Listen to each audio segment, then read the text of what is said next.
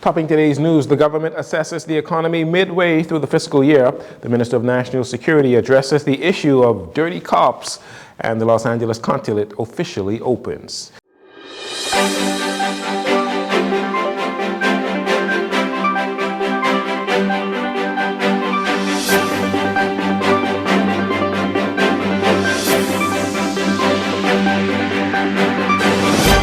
Good evening, Bahamas. I'm Jarino Saunders. This is your JCN Evening News. Once again, it's a pleasure to have you join us. Prime Minister Philip Davis delivered the mid-year budget communication during House proceedings today, giving a review of the government's mid-year performance. According to the leader of the nation, the Bahamas saw a robust rebound in its economy by some 4.3% growth, mainly driven by tourism inflows, despite the global economy experiencing a slowdown in GDP growth, said the Prime Minister, who credited improved revenue collections for that growth. For the first 6 months of the year, preliminary total revenue collections are assessed at $1.3 billion, which represented a $43.8 million increase over the same period of the prior year. To date, revenue collections accounted for 39.2% of the annual budget target. Tax revenue collections improved by $72.9 million and stood at $1.2 billion for the first 6 months of the fiscal year. This represented a 40.1% of the budget target. This administration implemented a structural reform in the VAT regime, effective January 2022, which reduced the rate from 12% to 10%. Value-added tax collections accounted for 55.2% of tax revenues and totaled $646 million at the half-year mark. This represented growth of $47.2 million relative to the same period in the previous year and equated to 40.6% of the annual budget target. Compared to the fiscal year 2021-2022, before the VAT rate reform, the 6 months VAT collections this year have increased by 18.6%, or $101.4 million, despite the decrease. We reduced the rate of VAT, but the strength of our growing economy, along with significant improvements to our enforcement efforts, has led to the increase in VAT revenues. An improvement in the tourism sector was reflected in departure tax collections, which totaled $84.8 million, up $13.3 million over the previous year, accounting for 42.5% of the budget target for this year. On the flip side, the Prime Minister also spoke of the government's expenditures. Madam Speaker, key spending components were an increase in compensation for employees by $18.2 million. That carried it to a total of $417.6 million. That represented 48.8% of the budget target. Increased spending in this component is explained by higher employment costs because of planned promotions and other staff and salary adjustments during the period.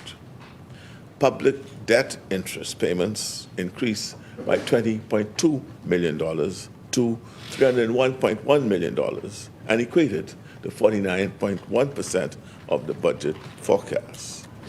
Spending on the use of goods and services decreased by $23.2 million to $251.7 million and accounted for 40% of the annual budget target. According to the Prime Minister, capital expenditures total $134.1 million for the first half of the fiscal year, an increase of $16.2 million compared to the same period in the previous year. The Prime Minister said several important projects that are currently being carried out will increase levels of capital expenditure in the second half of the year, with spending focused on repairing educational, medical facilities, as well as Family Island airports and roads. Hurricanes remain an ongoing threat to the economy, according to the Prime Minister Philip Davis. During today's mid-year budget statement, the Prime Minister, who is the Minister of Finance, highlighted the fiscal risk of natural disasters and the mitigation measures the government has employed over the budget year. Natural disasters, for one, have devastated the Bahamas in the past and pose an ongoing threat to our country, and especially to our fiscal sustainability. Hurricane Joaquin in 2015, Hurricane Matthew 2016, Hurricane Irma 2017, Hurricane Dorian in 2019, 4 major storms in under a decade, adding up to billions in damages. This is why we have worked so hard to stand up for the Bahamas on the global stage and to build a coalition of small island nations who, like us, have contributed only a tiny fraction of global emissions, yet face the existential threat posed by rising seas and more intense hurricanes. And this is why we are investing in our preparation. Prime Minister Davis says in conjunction with the $500 million foreign currency loan supported by the International Development Bank, the government continues to invest in mitigation measures. The Bahamas has invested in disaster insurance and maintains a contingent credit line for rapid financing in the event of a disaster. Further, we are investing in resilient building to better withstand disasters in this current climate environment. We are taking additional steps, which I will detail later in this communication, to strengthen our country's readiness. These measures are set to go hand in hand with the Loss and Damage Fund established by the United Nations Climate Change Conference of the Parties that holds wealthy developed countries responsible for the climate emergency and its effect on small island developing states like the Bahamas. Sunday passed, police and Defense Force officers were conducting saturation patrols when they were alerted to gunshots in the Exuma Street and Cotto Avenue area in Coconut Grove. Following a high-speed chase and a shootout with suspects who were in a white Honda Accord vehicle, officers arrested one of those suspects who was an off-duty police officer. As investigations are ongoing, Minister of National Security Wayne Munro spoke about police officers engaging in criminal activity instead of combating crime. The police force is like any other organization. Even the church has its bad apples. The job of the police is to root them out once they are found. I understand the young officer is under arrest. The investigation will proceed, and we have seen over time police officers charged before the courts with offenses as serious as murder. And so the public can rest assured that the police investigate crimes, and where it's appropriate, regardless of who you are, they will put you before the courts. Minister Munro says that he will not comment any further on the incident, but will allow the Royal Bahamas Defense Force, or the Royal Bahamas Police Force, to continue with their investigations.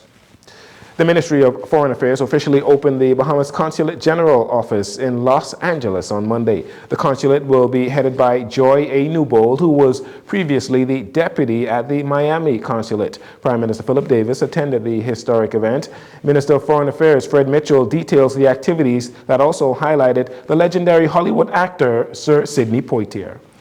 Tuesday, the 25th of February 2024, was the 97th birthday of the late Bahamian actor Sidney Poitier, and that is why, on the eve of his birthday, the man who planted the Bahamian flag in Los Angeles was honored by the opening of the Bahamian Consulate General in Los Angeles and Beverly Hills. The Prime Minister Philip Davis was our special guest, and the ribbon was cut to officially open the consulate by Joanna Poitier, the widow of the Ambassador Sidney Poitier. His spirit daunted the occasion. Sidney Poitier hailed from Cat Island, and it was a distinct pleasure for the Prime Minister, who represents Cat Island in the House of Assembly, to be there for the occasion. Congratulations for a job well done to the newest Consul General for the Bahamas, Joy Newbold, a career diplomat. According to Minister Mitchell, the opening ceremony for the LA Consulate was well attended by Bahamians, even from as far away as Japan. He also reminded of the significance of the new consulate and noted more consulates are set to open in the future. I thank all the Bahamians who came, including our ambassador to Japan, Cedric Scott, and his wife, Yuki, and Ambassador Wendell Jones, who represents us in the United States. This expansion of consular services is the fulfillment of a promise to expand the services, the range of services around the world for Bahamians. Next will be Jamaica, then Trinidad and Tobago, then the United Arab Emirates, so a lot to do. As we open the consulate, we indicated to the world, it's better in the Bahamas, it's safer in the Bahamas is the place to be. The Los Angeles consulate will have responsibilities for Alaska, Washington, Oregon, Nevada, California, Idaho, Wyoming, North and South Dakota, as well as Nebraska. And finally, in this segment, a grandmother and a baby mother must pay $30,000 after the man they stood bail for allegedly threw his ankle monitoring bracelet into a well and disappeared months before his murder trial. Supreme Court Justice Cheryl Grant Thompson ruled on Monday that Allardyce Moxie, 80 years old, and Marissa Roll, 40 years old, must pay funds after they failed to locate Rashad Paul, who's 33, who went missing earlier last month. Ms. Moxie, Paul's grandmother, she's a straw vendor, and Ms. Roll, the mother of his child, signed a $30,000 bail form for him in May of 2020 after he was accused of killing Kirby Pierre in 2019. Paul was required to report to police regularly, and he was also required to keep his curfew and wear an ankle monitoring bracelet. However, police allege that he breached his bail conditions by removing his ankle monitoring bracelet in January. They also suspect he committed murder last year while on bail. Despite issuing a warrant for his arrest, police have been unable to locate Paul, prompting the court to summon those who posted his bail. Ironically, the Bail Amendment Act, recently debated and passed in both the House and the Senate, will crack down on those who stand bail for individuals who breach that bail. We'll take a break here. We'll be right back after these commercials.